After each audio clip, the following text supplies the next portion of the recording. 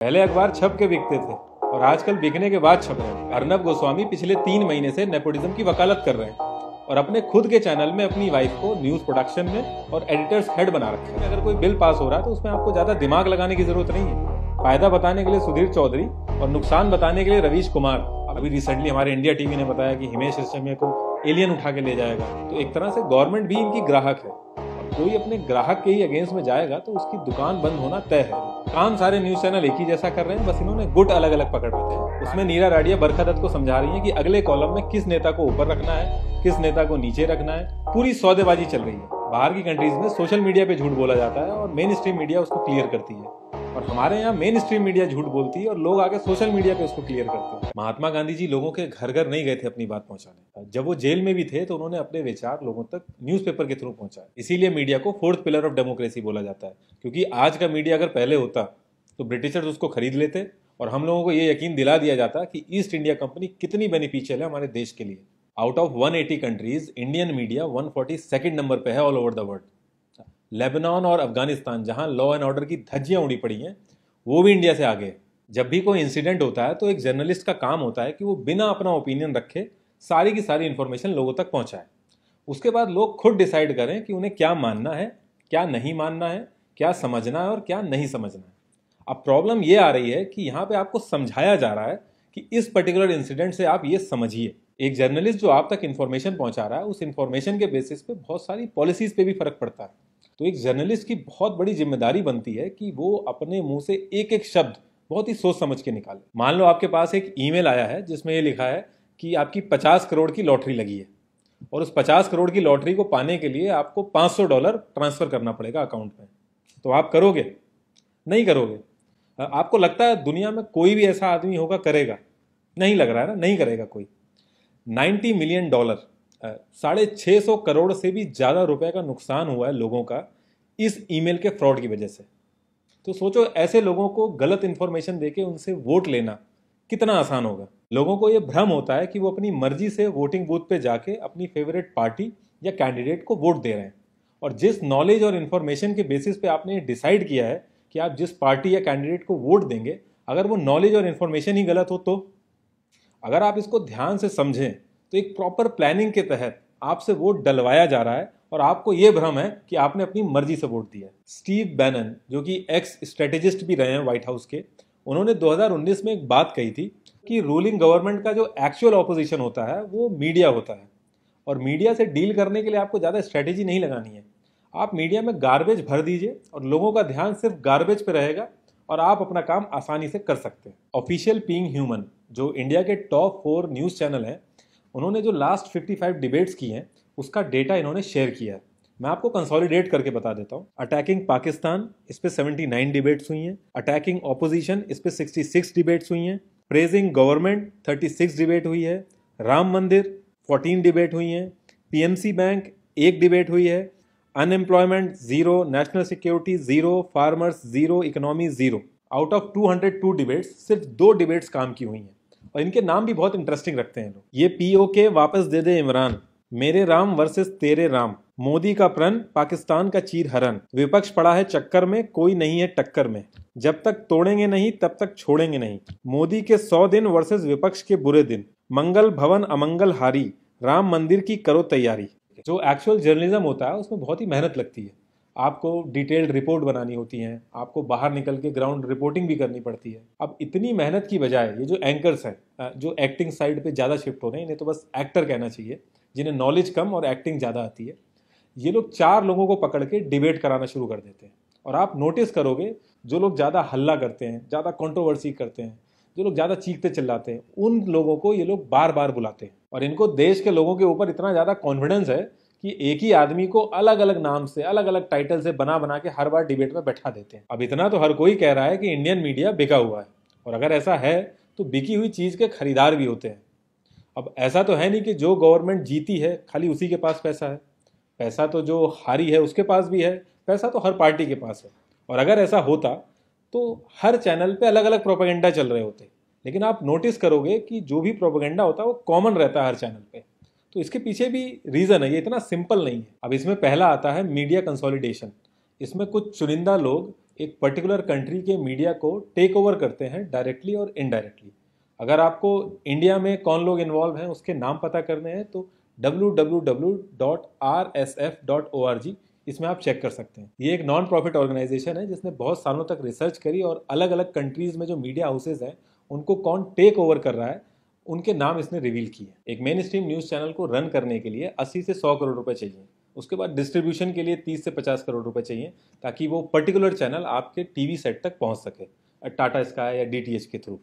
उसके बाद establishment cost, production cost, salary, जो न्यूज़ गैदरिंग के लिए reporters all over the India या फिर ऑल ओवर द वर्ल्ड जाते हैं उसकी कॉस्ट। तो इन टोटल अगर आप देखें तो न्यूज़ चैनल चलाना अपने आप में एक बहुत कॉस्टली अफेयर है। अभी न्यूज़ चैनल दो तरीके से कमाते हैं, पहला सब्सक्रिप्शन, दूसरा एड्स।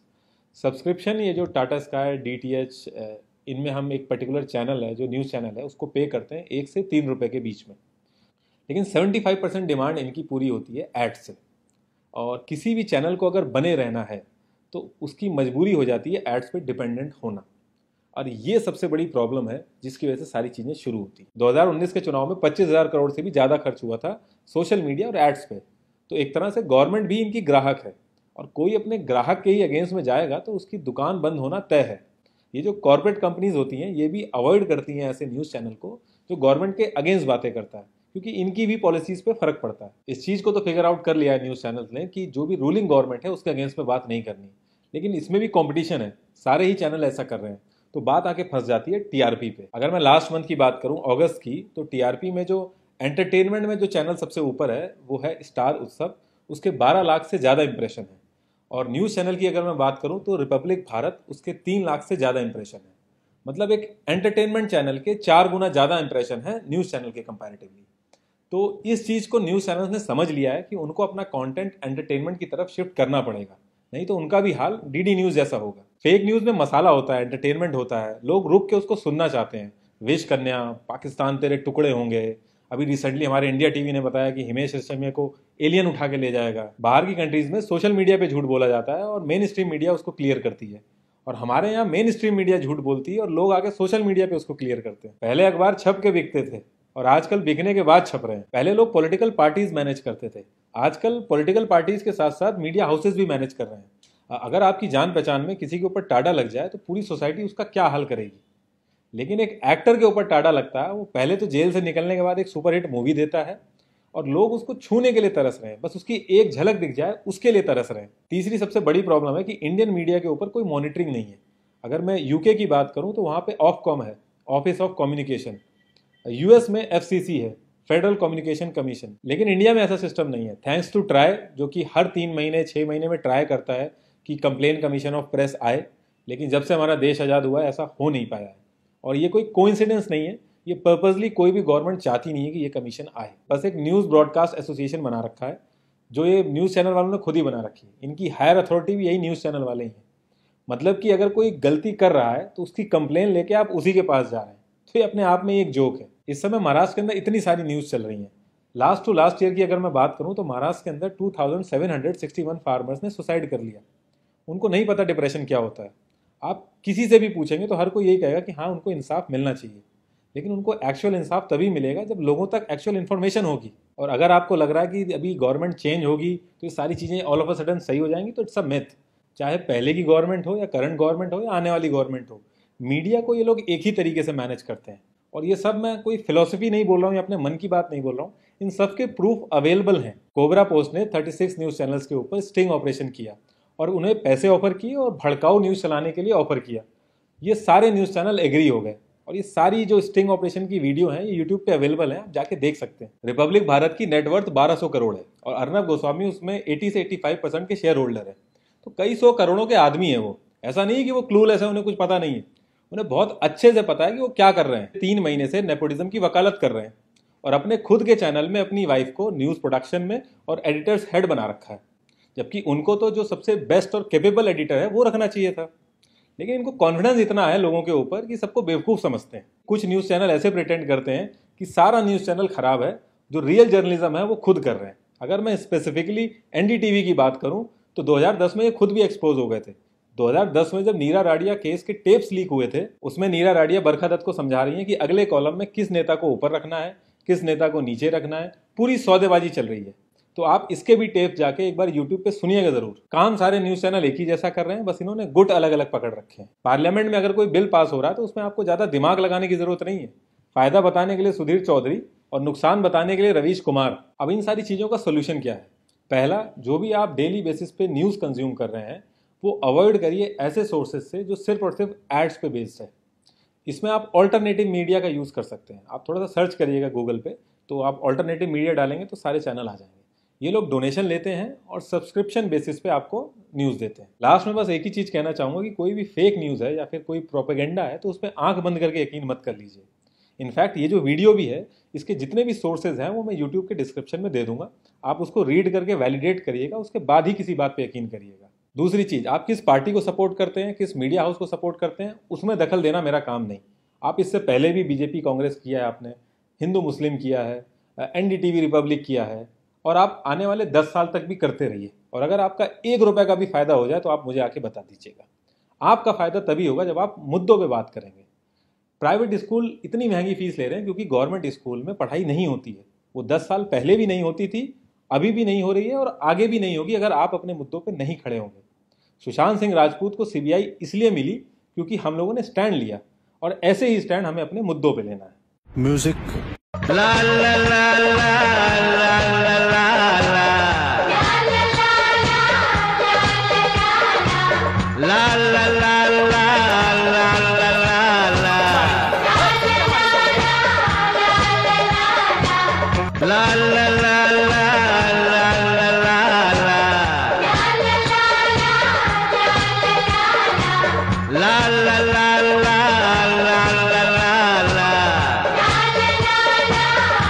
उठा के फेंक दीजिए टीवी को घर से बाहर। ना मोबाइल में देखिए, ना दीवार पर चिपका के देखिए।